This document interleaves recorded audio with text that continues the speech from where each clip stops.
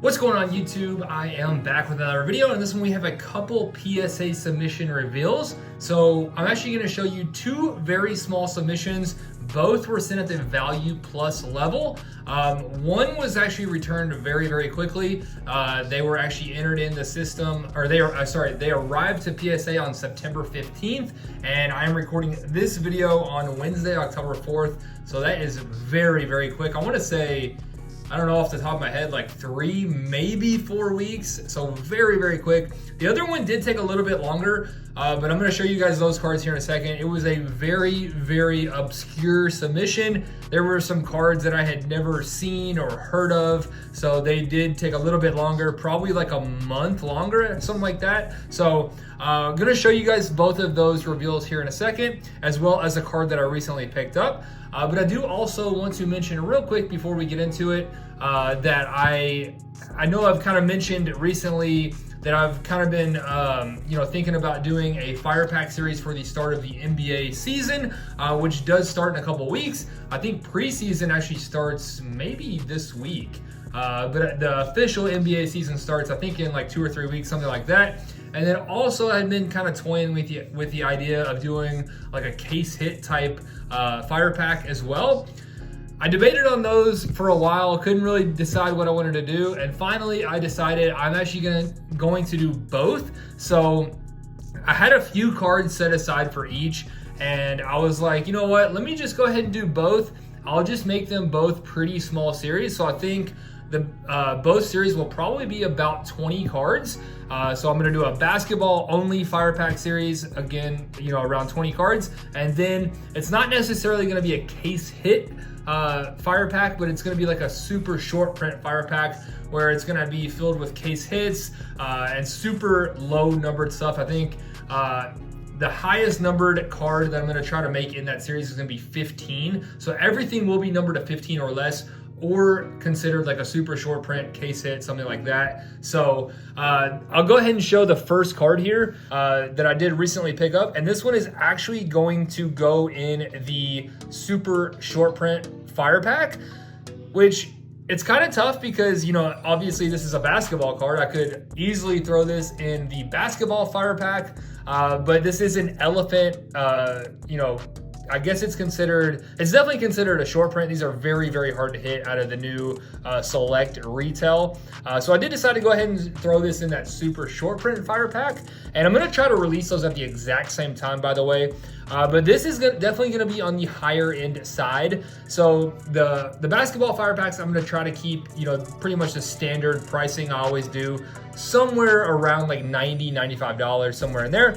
The super short print Fire Pack will be on the higher end. I'm shooting for probably about $150, $160 range, and there's a really nice, probably gonna be the top chase card I'm actually gonna show you guys here in a second. So this one is a really nice one though. I checked last week, the only 2 comps on this, I believe one sold for like $250 and then one did like over $400, I guess, when it like first came out. So Jabari Smith Elephant, this one is the premier level up there, so it's the middle level in basketball. So super cool one there. That's gonna be definitely a nice chaser for the super short print series. And now let's go ahead and get into the PSA submission reveals. Again, both were sent at value plus, which is $40 per card. The top 3 cards were all in the same submission. Those are the ones that were sent on September 15th. They were all modern cards, and I think that definitely has something to do with how long it takes. I've noticed when I send in more vintage cards, it takes a lot longer. So just a little bit of information for everyone out there. Again, these arrived to PSA on September 15th, and October 4th, I have them back in my hand, so very quick.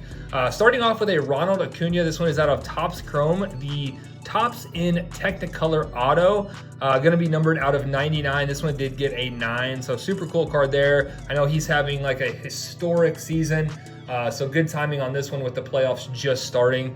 And then speaking of good timing with the playoffs just starting, absolutely incredible card here. This was actually hit in a break with Louisville Sports Cards. Local customer decided to go ahead and grade it, and it did get a PSA 10. Corbin Carroll, Topps Pristine orange auto numbered to 25. I am super, super jealous of this card. Topps Pristine, in my opinion, they just have to have the best looking cards.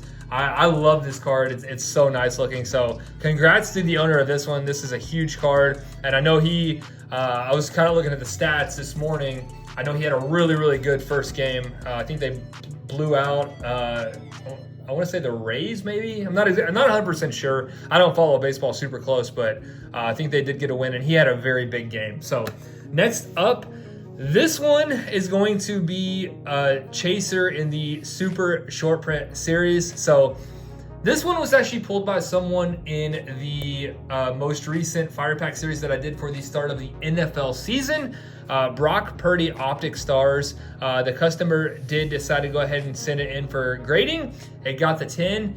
And then before, I even got the card, I hit him up and offered, to buy it, see if we could work out a deal. We were able to come to an agreement on this. I got a really good deal on this because that Fire Pack series was somewhere around $100. Grading was $40. He was in this card $140, somewhere around there. And then it got a PSA 10, and he did very, very well on this card. So I told you guys when that Fire Pack series released, I did not look at all cards for grading. I knew some, of course, were not going to get 10s, but I knew some would. And this is a really, really nice one to get a 10. So I looked at comps recently. There's a couple I think that are on bids right now. The most recent one did $600, which honestly I think is a little bit low considering how him and the 49ers have been playing. Someone listed it at 600 or best offer and someone just snap bought it. So I think they did list it a little bit low. In my opinion, I think it's probably a $700 to $750 card. So again, that next super short print series is going to be about $150, 160 maybe. So you got the potential to like 4 or 5x your money here with this Brock Purdy. So very, very pumped to be able to work out a deal for that. So just a quick sneak peek, a couple cards that will be in that series coming very, very soon. Honestly, I'm shooting for potentially next week on both of those. So stay tuned on that. I did go a little bit crazy last night picking up cards on eBay. So we'll see how long all that takes to come in and everything like that. Still do need a few more for each, but hopefully very, very soon. Now for the submission that did take probably about a month or so longer than this one. Very, very obscure cards sent in this one. And they were actually sent in by 3 different people. So it wasn't the same person. But we have one from 1912, so over 110 years old. This is Rock. I guess this is the original Rock. I have no idea. So a Rock mini card, and it got the 2. Something I know absolutely nothing about, as well as this one. This one is from 1948, Minko, and honestly, I don't even know what that is. I have absolutely no idea, but this one got a very good 3. So very interesting. A couple cards you definitely don't see every day. And then we have a 1955 Hank Aaron PSA 6. I do think that's a pretty nice one, for a card from the 50s to be graded in 2023 and get a 6. That's really, really good. So really nice card there. And then unfortunately, the only modern card in the submission is from 2020. It's a Spencer Strider Bowman green auto, and it got a 6. Now, I do not believe I evaluated this card. I honestly don't remember. So I don't know what happened. I think honestly, I might see a little ding up there. I'm not sure if that's what it is or not, but definitely not what we were hoping for there on the Spencer Strider green Bowman auto. Did get a 6, unfortunately. So you got one that's like 70 years old that got a 6, and you got one that's 3 years old that got a 6. So yeah, bummer there, but very cool cards in both of these submissions. Let me know your favorite card from either one. I would definitely be interested to know. Gonna go ahead and wrap this one up, and I'll see you guys soon.